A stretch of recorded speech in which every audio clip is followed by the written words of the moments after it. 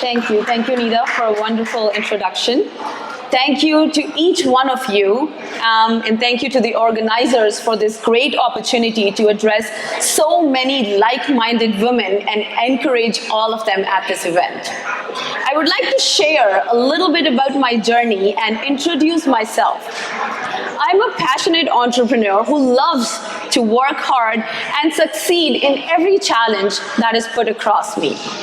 Whether it be migrating from India, being an event planner and hosting an event of 5,000 people all at one time, or being a leader in the pre-construction industry here at SafeMax, I have enjoyed all these roles. But deep down under, somewhere I always had this thought, no, I still want to be successful. I still want to be there, and I'm still not there yet.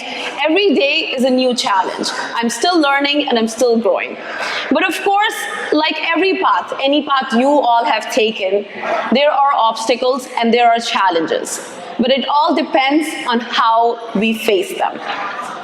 When I started my journey, actually let me go back a little bit. When I was a kid in school, I was a brilliant child. I always had good grades. I was interested in all the sports activities. I was a very confident kid until I lost my father at the age of 8. I was only 8 years old. It didn't hit at that time. I didn't realize what I lost, what happened to the family, how's my mother who's only in her 20s is going to handle all of the situation. It started to hit me when I see kids in the school participating in the sports activities with their dads. Kids coming to parents-teacher meeting with their dad, and I don't have anybody because dad's not there anymore. Mom's trying to struggle, trying to work, trying to make sure we can pay the fees, we can get a good living.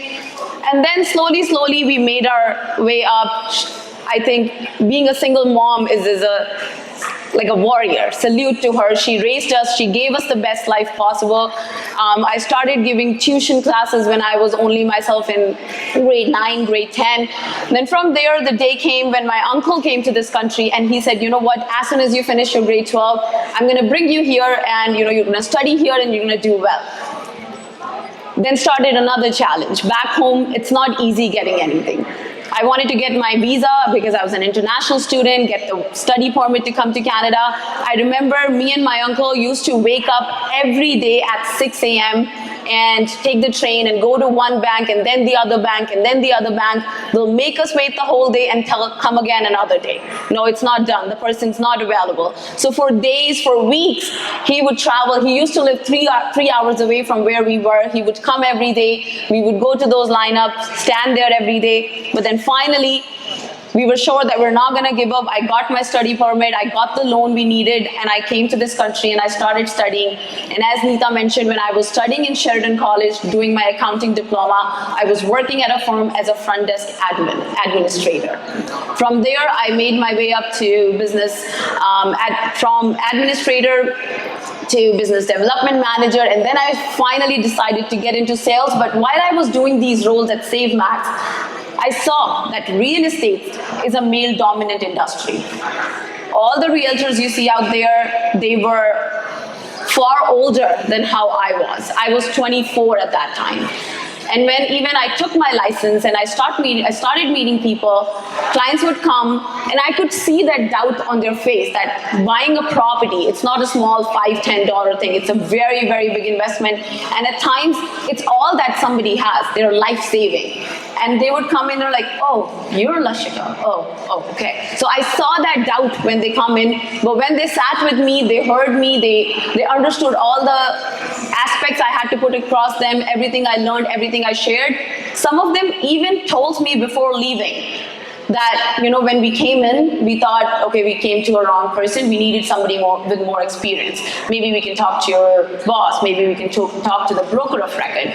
But today, I can proudly say that despite of all this, despite of me being very young, being only 25 when I got my license, I work with different builders, I work with different professionals, and last night we had our Awards Gala where I won an award of $275 million sales in 1 year.